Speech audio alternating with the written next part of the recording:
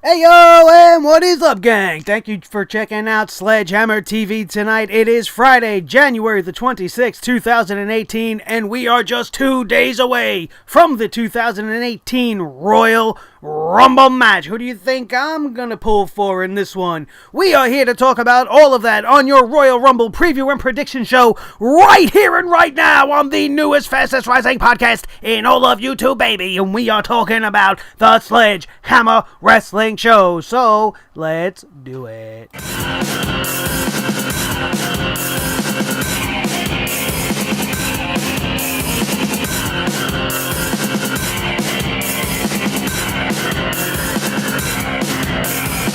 Sledgehammer Wrestling Show.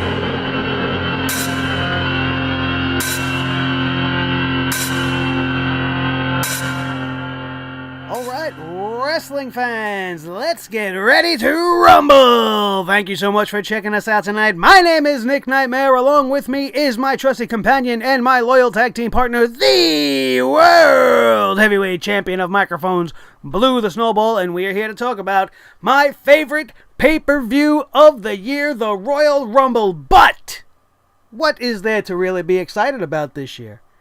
Outside of 3 people that could win this thing, everybody else that has entered this Royal Rumble so far is an unacceptable winner, in my opinion. There are only 3 names that I would see as acceptable winners to this year's big Royal Rumble match pertaining to the men in particular right now. I'm talking about either Finn Balor, Shinsuke Nakamura, or the most unlikely of picks, Daniel Bryan. There has been rumors flying around that Daniel Bryan's going to make his return as a surprise entrant in the Royal Rumble. If he does so and does not win the Royal Rumble, there is no point of him being in the Royal Rumble, so that kind of gives that away right there. And I will be fine with that. And I want nothing more than to see him take on AJ Styles at WrestleMania. The only acceptable substitute for my main choice, which is already in the Royal Rumble, Shinsuke Nakamura. Shinsuke Nakamura versus AJ Styles. We have been drooling over this match for a year. Ever since Shinsuke came up from the main roster and AJ was doing his thing on SmackDown Live, they ended up on the same brand, and we have just wanted it and wanted it and wanted it. The WWE has teased it on a number of occasions, but we want it at WrestleMania. You guys want to compete with what they're doing in Japan? This is the only match you got underneath your roof right now that could even hold a candle to anything they got going on anywhere else in the world. Ring of Honor, New Japan, it don't matter what you want to talk about. Shinsuke, AJ, main event, WrestleMania, championship on the line. It doesn't get any better than that. You want to talk about Finn Balor? Finn Balor going through the Royal Rumble and coming out the victor would be a great way to accelerate his push and get over the Balor Club in a big way. And now, once he does that, you have 2 months to build the story in which he's going to end up in the main event at WrestleMania versus the Beast Brock Lesnar. A match that was already supposed to have happened. So why not do it there? Vince McMahon doesn't think Finn Balor's over. All these controversial things we keep talking about when it pertains to Finn Balor in particular. And I don't see why they wouldn't see that as a main event match. The Demon Finn Balor versus the Beast Brock Lesnar for the World Heavyweight Championship would be a great WrestleMania match. And this would be a great place to get it done. This would actually be the only place to get it done because it wouldn't make sense in any other way. But WWE's logic, this is what I could see happening. We have the triple threat match for the Universal Championship, Brock Lesnar versus Kane versus Braun Strowman. I could see the WWE giving the belt to Kane, having Kane pin Braun Strowman. Now just follow me here. I know this is absolute bullshit, and you have to understand that this is WWE's frame of mind right now. I could totally see them doing this. Kane gets the belt, and then Brock Lesnar ends up entering the Royal Rumble, winning the whole thing, finding his way back to the main event of WrestleMania, and the very next night on Raw, Roman Reigns will beat Kane for the championship, and we'll have the same match we were going to have the whole time, only the roles will be reversed. And Roman will successfully defend his title at Fastlane or whatever garbage pay-per-view they're going to throw together right before WrestleMania, which is absolutely unnecessary. And then we will end up with him fighting Brock anyway. They would tell me they wouldn't do that. That's something that they would do. They feel like they're being shocking and edgy and different and swerving the people. And that would be a swerve in such a negative direction that I don't think anybody would even come back and watch Monday Night Raw. If Kane walks out of the Royal Rumble as the Universal Champion, can you imagine that? Because unfortunately I can, and it's certainly something I could see the WWE doing. But as far as that championship match is concerned, if I want to use my real brain and not be a conspiracy theorist, I'll tell you that Brock Lesnar, there's no way he's going to lose this match. I did, however, say the same thing about Roman Reigns with the Intercontinental Championship, and I ended up being wrong about that, too. So this is a very kind of frightening scenario we find ourselves in both the Royal Rumble match and in the championship match. If they take the strap off of Brock Lesnar now, after everything that they have done throughout his championship reign, would be the stupidest thing ever. You're trying to build him up as this unstoppable beast, and finally to be felled by the big dog at WrestleMania, and then you're going to give him a hiccup? You're going to give him another hiccup besides Goldberg? That was bad enough as it was. Why would you take it away from him again? It doesn't make sense. But I could see the WWE doing that. Just like I could totally see the WWE giving the Royal Rumble to Roman Reigns again. Because now that he's lost the Intercontinental Championship, he needs to find his way to WrestleMania. And this is the most direct path. And he, I believe, is probably the pick to win this whole thing. But you have to remember, there are also guys like John Cena and Randy Orton in this match. Two more that are absolutely unacceptable, that do not need to win the Royal Rumble, and nor should they ever have even been entered in the Royal Rumble. They are way beyond that status right now.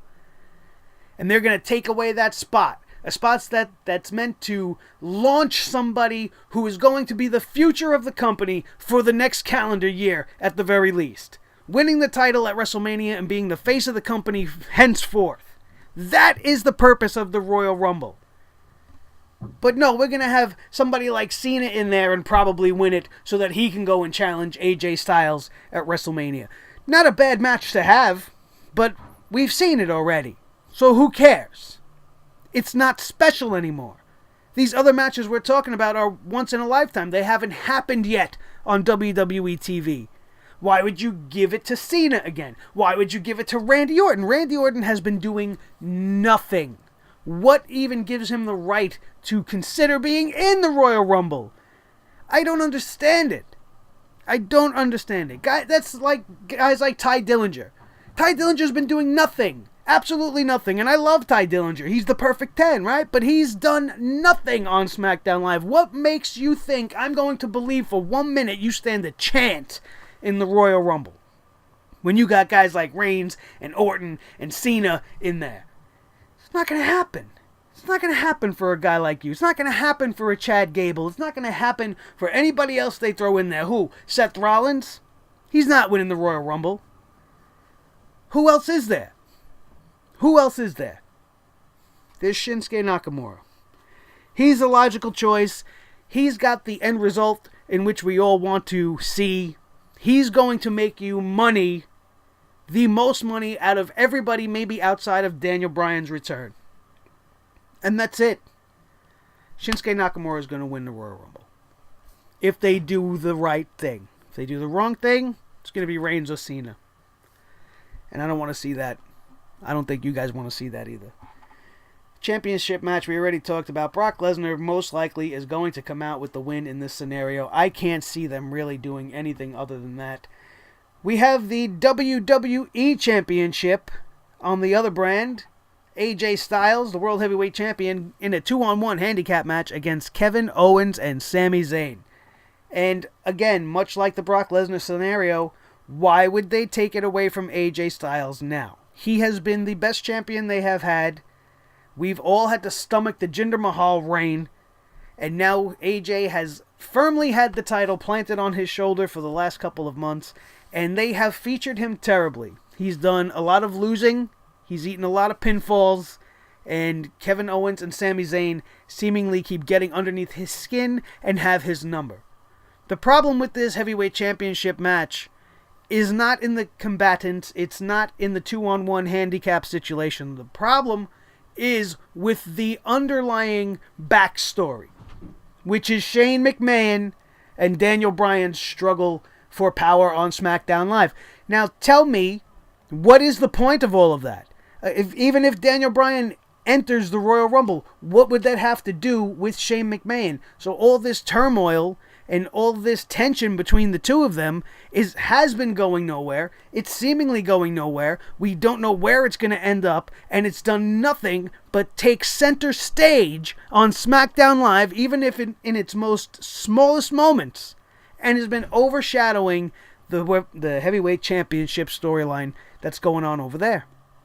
Although they're interweaved together, the dominant storyline is the general manager versus the commissioner, which is something that has no clear path at the end because we don't know the status of Daniel Bryan. And if he is ready to go and they are going to clear him and he ends up in the Royal Rumble, a matchup with Shane makes no sense. He would be in the main event of WrestleMania, so that would just conclude that. So what is all the tension for? Daniel Bryan's been skirting the line of this heel, sort of, aligned with Owens and Zayn. And I think it would be a great way if they were going to greenlight him to come back. You put him in the Royal Rumble, you let him win finally, and he has this kind of heel nature to him as he goes up against AJ Styles for the next 2 months. It would be fantastic. And then maybe you could even have Shane McMahon pissed off at him for what he just did. Put Daniel Bryan through the ringer on SmackDown Live now, leading up into WrestleMania. You wanted to jump and just go back to wrestling. You wanted to leave me without a general manager. You wanted to try to screw over SmackDown Live. You want to try to take the championship from AJ Styles. Well, now I'm going to make sure that your life is a living hell. That would be infinitely more interesting, but all of these things predicate on the final assessment of Daniel Bryan's health, which is a complete unknown. And it's absolutely throwing off the Royal Rumble and everybody's predictions. Nobody really knows. The Royal Rumble, just historically, is one of the hardest matches to try to pick a winner for anyway. And in this case, it's proving to be the same thing. And having these unknowns that might be actually relevant, because normally, you have a surprise entrant in the Royal Rumble, they're more than likely not going to win it unless they are John Cena. But John Cena is not surprising anybody. We all know he's going to be there. So why would you assume that you need to know the full roster before you could make a valid assessment on who you're going to pick to win the Royal Rumble? The Royal Rumble main roster is in. One of those men are going to win. I'm just really not sure which way the WWE is going to go. They can totally shit all over everything.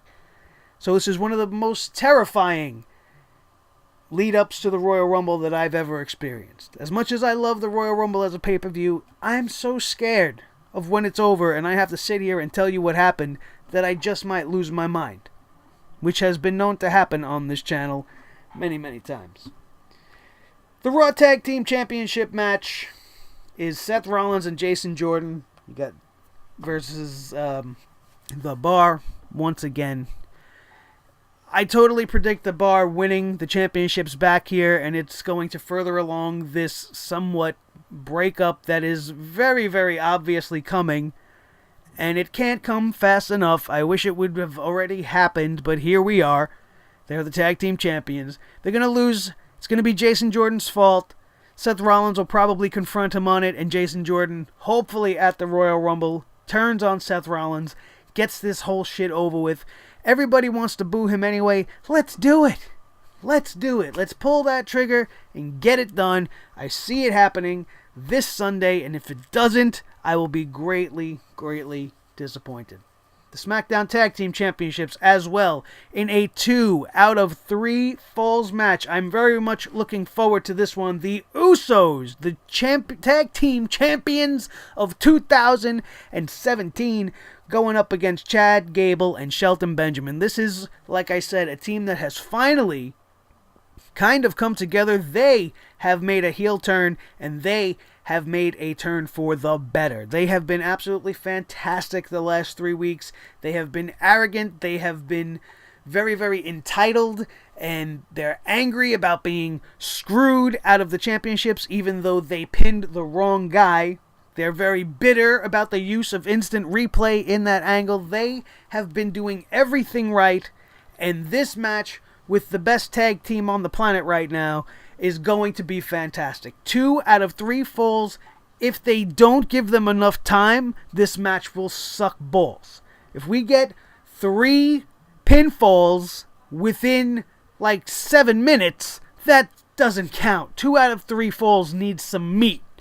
You got to give these guys at least 20 minutes to craft a story and make it make sense. And these are 4 of the most talented individuals you will ever see step foot in a wrestling ring. They have athleticism that can be unmatched by almost anybody on that roster on any night.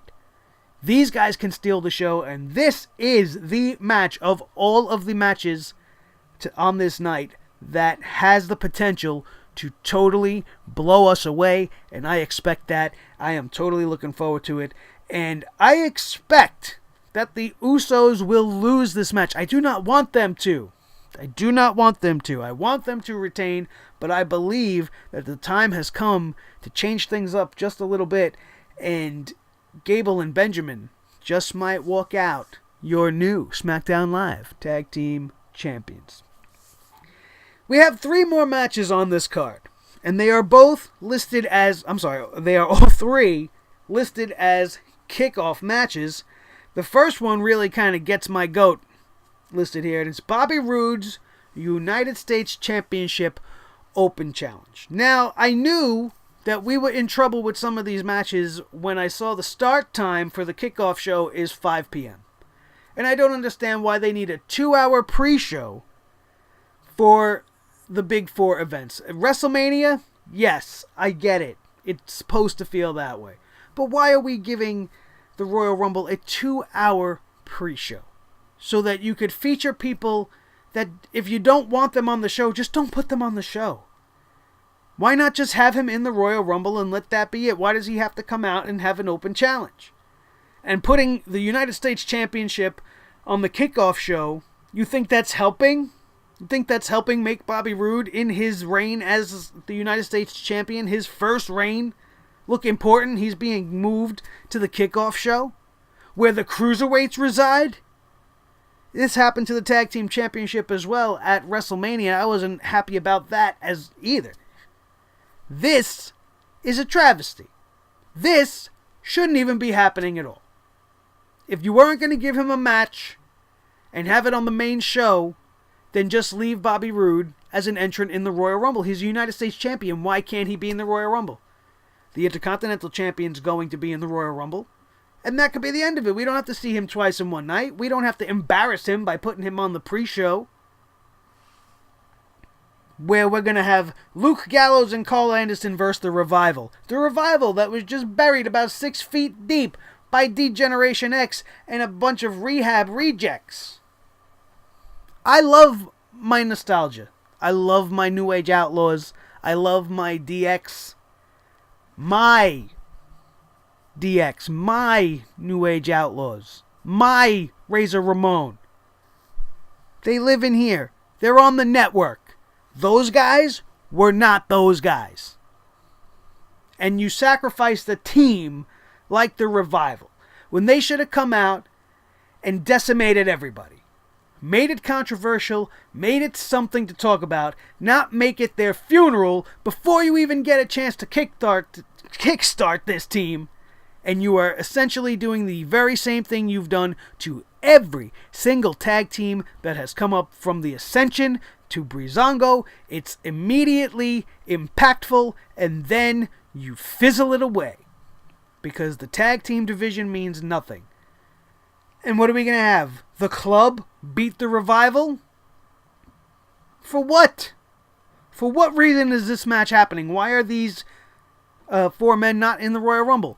If they're in the Royal Rumble, why are they having this match? There's no reason for it. You're just filling time on a kickoff show. Great. Who needs it? Not me. Unless the Revival win, in which case you're damaging the club, so nobody wins. This is a stupid match. This is a very stupid match. Just to kill time. On a 2-hour pre-show that starts at 5 p.m. that's unnecessary. If you started it off at 6 o'clock, cut 2 of these matches, give us this ridiculous 6-man obligatory cruiserweight kickoff show match because there's no cruiserweight champion. We're going to have Kalisto, Lince Dorado, and Gran Metalik, the 3 masked luchadors, versus TJP, Jack Gallagher, and Drew Gulak. Who cares? Pre-show. Who watches the pre-show besides me anyway? Maybe that's why I'm so upset, because I know I'm going to turn it on at 5 o'clock, and I know I'm going to be pissed off right from the beginning, just off the pre-show. Just off of the quality of the matches that they're offering me. And if Gallows and Anderson versus the Revival end up being a great match, then it's a travesty and an injustice that it would have been put on the pre-show. But it shouldn't be happening at all. That's everything that's going to go down, with the exception of the Women's Royal Rumble. And I saved this for last because we did a special that we put up this morning of the top 5 most wanted by me, but highly unlikely surprise entrants that could show up in this year's first ever Women's Royal Rumble. Those are fantastic. Go check it out. It's only about 6 minutes. It's worth your time. It's got a few good laughs in there, and it's a great list. And I'm very proud of it, so go check it out. Now, let's talk about this Women's Rumble. This Women's Rumble has only one resolution, and that is Asuka. 29 other women must fall. I do not care if you're a returning legend. I do not care if you're a Mae Young Classic standout. I do not care if you're an NXT call-up. If you're a 10, 20, 50 time former champion. I don't care if you're Santino Marella coming out dressed in drag, which better not happen. I don't want to see Santina in there. I don't want to see any old ladies. I don't want to see anything of the sort. I want to see a Women's Royal Rumble, and I want to see it end with Asuka as the winner. I don't give a shit if you're a debuting MMA superstar that should not be winning her Royal Rumble debut. Nobody does that. Nobody does that. I don't care how legit you want to come off. I don't care that she's going to be a female Brock Lesnar. I don't care. Asuka is your only winner. Make her choose who she wants to fight. If you want to send her to SmackDown Live and because she wants to fight Charlotte and not Alexa Bliss, go ahead. You want to send her right up against Alexa Bliss. You want to have Alexa hold the championship all the way to WrestleMania. Really solidify her reign. Give her a few decent matches. Let her be something special so that when Asuka does beat her, it looks like it's a little more than just her killing away 5 feet of fury. Asuka is your winner. Not Alicia Fox, not Sasha Banks, not Becky Lynch. Asuka. Nobody is ready. Nobody includes all 29 others. Trish Stratus. Anybody that wants to step foot in that ring should be going down to Asuka. Not going down, but going over that top rope. We have seen that the women are capable of doing it. That has been forced down our throats the last couple of weeks on Raw and SmackDown, and I expect this Women's Rumble to be good. I don't expect it to be great.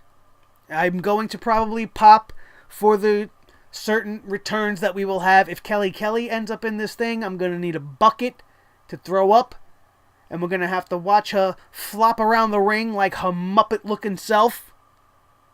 I can't stand... while we're on that note, you know, Kelly and some of the women that they featured on the Raw 25th anniversary show, they are part of an era in the WWE's women's division that we're trying to forget. That we're trying to say was a bad thing. So why is she being highlighted, Michelle McCool? Come on. This is a Divas thing. The Divas are dead. The Divas are over. Why are we celebrating Divas? That's just me nitpicking. I'm sorry if you don't like that. Because I love my women's wrestling, and that was not women's wrestling. I'm not a Kelly guy. If you don't like that, I'm sorry. My best friends are very big fans of Kelly Kelly, and I have forgiven them for that. It's okay. It's alright for you guys to have your opinion and like who you like, but that, in that particular case, I can't. I can't. I'm sorry. Asuka better win this thing. Who else do you think would be a possible winner? Does anybody else? Nia Jax, maybe. But what sense would that make? She, much like all the other men in the men's Royal Rumble, has really been doing nothing all year long. Ever since she's come up, she's done nothing to make you feel like she's WrestleMania women's main event material. She just hasn't. It's a shame. I love Nia Jax, and she should have been featured in such a great light. I know how they could have nailed it with her, but they didn't. They just went along the same old path that they did with all the other girls, from Sasha to Charlotte and all the rest in between.